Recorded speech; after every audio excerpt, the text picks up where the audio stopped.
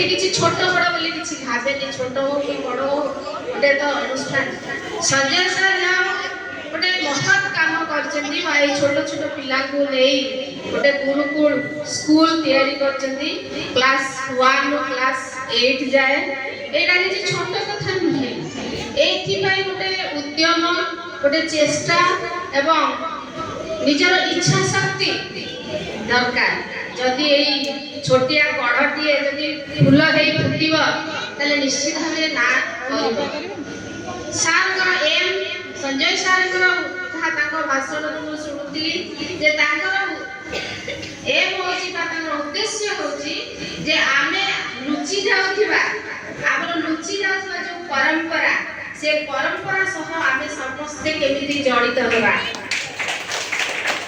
ଆମେ ସେଇ ଦେଶର ନାଗରିକ ବା ସେଇ ଦେଶର ଛାତ୍ର ବା ଛାତ୍ରୀ ବା ଆମେ ସେଇ ଦେଶର ପିଲା ଯୋଉଠି ଛତ୍ରପତି ଶିବାଜୀ ଥିଲେ, ଯୋଉଠି ଶ୍ରୀରାମ ଥିଲେ, ଯୋଉଠି ଶ୍ରୀକୃଷ୍ଣ ଜନ୍ମ ନେଇଥିଲେ ଏବଂ ରାଣୀ ଲକ୍ଷ୍ମୀବାଇ ବି ଥିଲେ, ଇଭେନ୍ ଇନ୍ଦିରା ଗାନ୍ଧୀ ମଧ୍ୟ ଥିଲେ।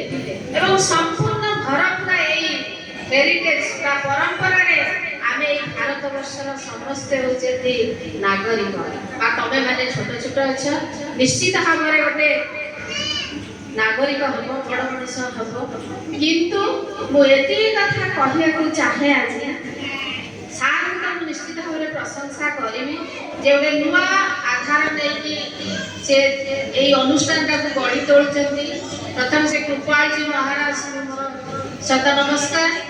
କୃପାଳଜୀ ମହାରାଜଙ୍କର ଯେଉଁ ଆମେ ଶୁଣୁ ପ୍ରବଚନ, ସେ ଅନେକ କଥା କୁହନ୍ତି। ସେ ହେଉଛନ୍ତି ଜଗତଗୁରୁ।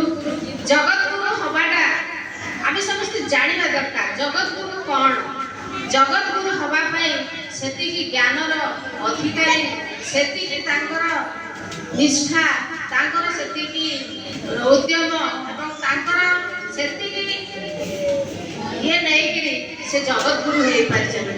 ତେଣୁ ତାଙ୍କ ପରିଚାଳନାରେ ବା ତାଙ୍କର ପ୍ରେରଣାରେ ତାଙ୍କର ଅନୁଷ୍ଠାନ ସେ ତ ନାହାନ୍ତି, କିନ୍ତୁ ତାଙ୍କରି ଅନୁଷ୍ଠାନ ଅନେକ ଆଡ଼େ ସେ ବିଛାଡ଼ି ଦେଇଛନ୍ତି ଯେମିତି ଶିକ୍ଷାନୁଷ୍ଠାନ କରିବେ। ଶିକ୍ଷାନୁଷ୍ଠାନ ହେଉଛି ଗୋଟେ ଶିକ୍ଷାର ମନ୍ଦିର, ଏ ମନ୍ଦିର ସାଙ୍ଗେ ସମାନ। ପ୍ରଥମେ ପିଲାମାନେ ବେଶୀ କିଛି କହିଲେ ତ କହିବାକୁ ବହୁତ କିଛି ଅଛି, ଯେହେତୁ ଗରମ ହେଲାଣି ଏବଂ ପିଲାମାନେ ବହୁତ ଅନେକ ଅଛନ୍ତି ତାଙ୍କର ପ୍ରାଇଜ୍ କେମିତି ସେ ପାଇବେ। କମ୍ପିଟିସନ୍ ଟିକେ ମ୍ୟାଡ଼ାମ୍ ମାନେ କରିଛନ୍ତି, ଯାହା ହଉ ବଢ଼ିଆ କଥା। ପ୍ରତିଯୋଗିତାଟା ହେଉଛି, ପ୍ରତିଯୋଗିତା ହେଲେ କେଉଁ ପିଲାର କେଉଁ ଟ୍ୟାଲେଣ୍ଟ ଅଛି ଆମେ ତାକୁ ଜାଣିପାରୁ, ସେଇ ଟ୍ୟାଲେଣ୍ଟରେ ସେଇ ପିଲା ଆଗକୁ ଯାଏ। ତେଣୁ ମୁଁ କିଛି ଗୁଡ଼ିଏ କଥା ଏଠି ପିଲାମାନଙ୍କୁ କହିବି। ଏଠି ବି ଟେକ୍ନିକାଲ କଲେଜର ପିଲାମାନେ, +2ର ଯେଉଁମାନେ ଅଛନ୍ତି ବି ପିଲାମାନେ, ସେମାନେ ଜାଣିବା ଦରକାର। ପିଲାମାନେ ଜୀବନରେ ପ୍ରଥମ ଜିନିଷ ହେଲା ଡିସିପ୍ଲିନ୍। ସ୍କୁଲର ଡିସିପ୍ଲିନ୍, ଲାଇଫ୍ରେ ଡିସିପ୍ଲିନ୍। ଯଦି ଡିସିପ୍ଲିନ୍ ନଥିବ ତାହେଲେ ଆମେ ଆଗକୁ ଯାଇପାରିବା ନାହିଁ। ପ୍ରଥମେ ଆମେ ସ୍କୁଲରେ ଡିସିପ୍ଲିନ୍ ଶିଖିବା, ତାପରେ ବିଦ୍ୟାଳୟରେ, ଆମେ କଲେଜରେ ଡିସିପ୍ଲିନ୍ ଶିଖିବା। ଡିସିପ୍ଲିନ୍ର ଅର୍ଥ କ'ଣ? ଆମେ ସମସ୍ତେ କହୁଛେ ଡିସିପ୍ଲିନ୍ ବା ଶୃଙ୍ଖଳିତ। ଶୃଙ୍ଖଳିତର ମାନେ କ'ଣ?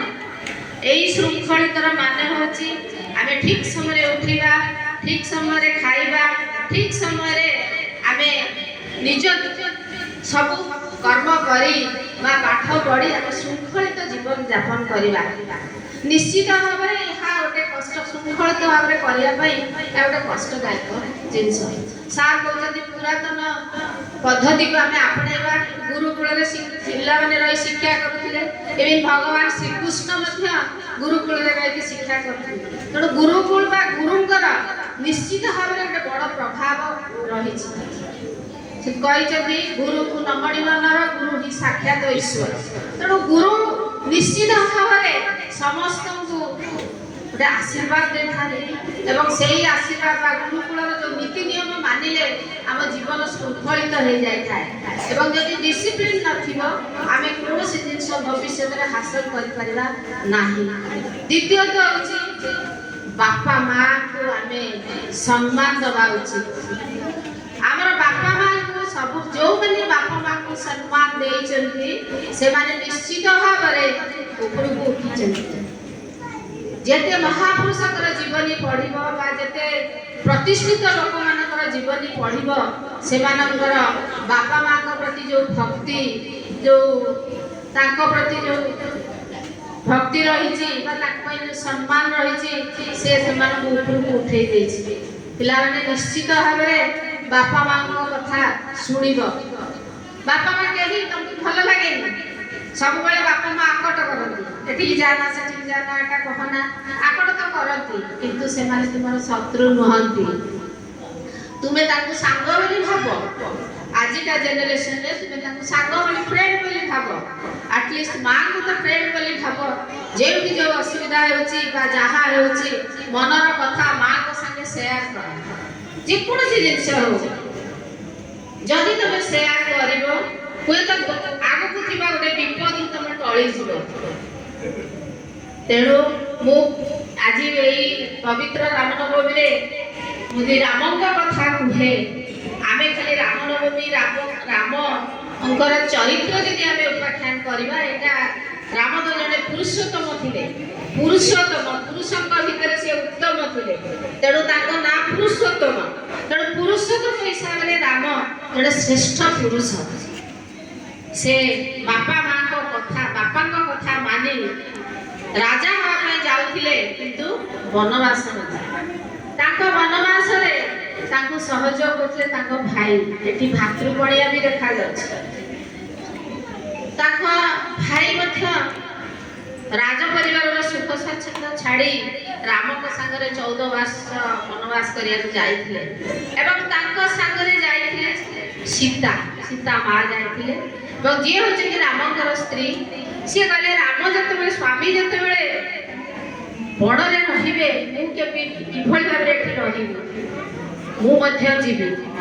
ତେଣୁ ଏଠି ଆମେ ଜାଣୁଛେ ଯେ ସମ୍ପର୍କର କିଭଳି ଭାବରେ ପରିବାରର ସମସ୍ତେ ସମସ୍ତଙ୍କୁ ସମ୍ମାନ କରୁଛନ୍ତି। ଭାଇ ଭାଇକୁ, ସ୍ତ୍ରୀ ସ୍ୱାମୀକୁ, ଆଉ ବାପା ମାଙ୍କୁ। ତେଣୁ ବାପା ଥରେ କହିଦେଇଥିଲେ 14 ବର୍ଷ ତୁ ଜେଲ ବନବାସ ଯିବୁ, ମାନେ ସେ ବନବାସ ଗଲେ 14 ବର୍ଷ ବନରେ କାଟିଲେ। ତେଣୁ ସେଇ ଆଜି ହେଉଛି ସେଇ ପବିତ୍ର ରାମନବମୀ।